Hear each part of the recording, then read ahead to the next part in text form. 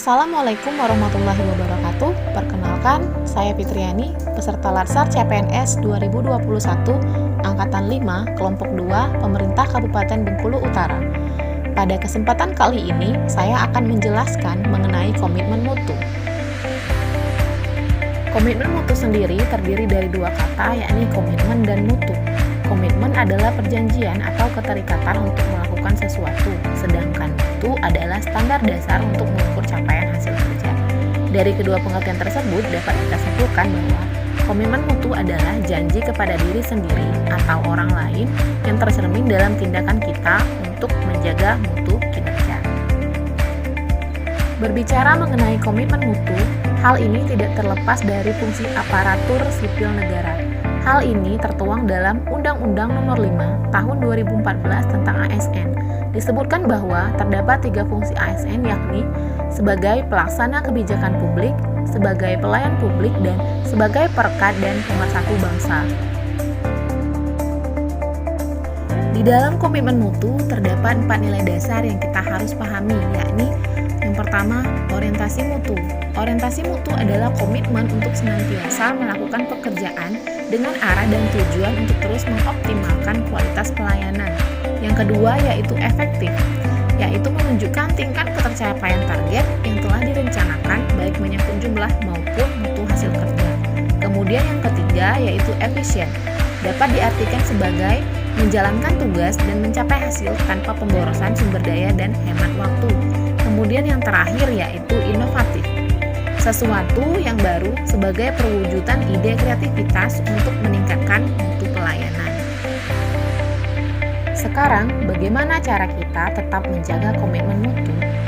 Untuk menjaga mutu kinerja, semua harus diorientasikan pada kualitas hasil. Bidang apapun yang menjadi tanggung jawab kita harus dilakukan dengan maksimal agar tercipta kepuasan pelayanan. Hasil ini nantinya akan dipersepsikan oleh individu, apakah itu baik atau apakah itu buruk.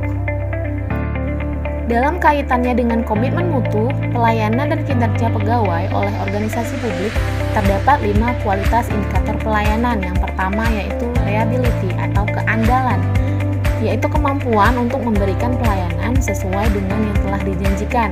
Kemudian yang kedua yaitu responsiveness atau daya tangkap, kebijakan untuk membantu para pelanggan dengan respon yang cepat dan tepat serta memberikan informasi yang jelas. Yang ketiga yaitu assurance atau jaminan, menumbuhkan rasa percaya terhadap organisasi publik dengan mengedepankan komunikasi, kredibilitas, keamanan, kompetensi, sopan dan santun. Yang keempat yaitu tangible atau bukti fisik, yaitu kemampuan organisasi publik untuk dapat menunjukkan eksistensinya. Hal ini meliputi sarana dan prasarana organisasi. Dan yang terakhir yaitu empati, yaitu sikap memberikan perhatian secara tulus dalam pelayanan. Selanjutnya, saya akan membahas mengenai faktor penghambat peningkatan komitmen mutu pelayanan publik. Menurut saya ada 3 faktor yang menghambat, yaitu sumber daya manusia, organisasi, dan sarana serta prasarana. Sumber daya manusia bisa menjadi salah satu faktor yang menghambat karena beberapa hal. Yang pertama, karena pola pikir aparatur negara yang senang dilayani. Yang kedua, karena kurangnya komitmen dari aparatur pelayanan. Dan yang ketiga, karena ketidakmampuan beradaptasi dengan perubahan atau perkembangan zaman. Kemudian, untuk faktor organisasi bisa menjadi penyebab terhambatnya peningkatan komitmen mutu pelayanan karena beberapa hal juga. Yang pertama, karena program pengembangan sumber daya manusia yang kurang efektif dan prosedur pelayanan yang masih belum terkonsep dengan baik. Yang ketiga, yakni sarana dan prasarana. Saya menganggap hal ini menjadi salah satu penghambat peningkatan pelayanan publik karena sarana dan prasarana adalah alat penunjang keberhasilan suatu proses upaya yang dilakukan di dalam pelayanan publik. Sumber daya manusia, organisasi, dan sarana prasarana tidak bisa dipisah-pisah. Ketiga hal ini merupakan sebuah kesatuan untuk menciptakan pelayanan publik yang optimal. Dari deskripsi permasalahan yang sudah saya sampaikan sebelumnya, ada beberapa alternatif solusi yang bisa saya rumuskan. Yang pertama yaitu adanya alat ukur pelayanan publik.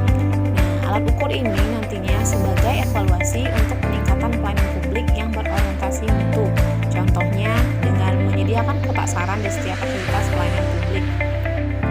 Yang kedua yaitu pemenuhan sarana dan prasarana. Sarana dan prasarana ini nantinya akan membantu mengoptimalkan dalam pelayanan publik yang berorientasi mutu. Dan yang terakhir yaitu mengubah pola pikir ASN yang dulunya senang dilayani menjadi melayani dengan ikhlas. Itulah rangkuman materi komitmen mutu dari saya, semoga bermanfaat.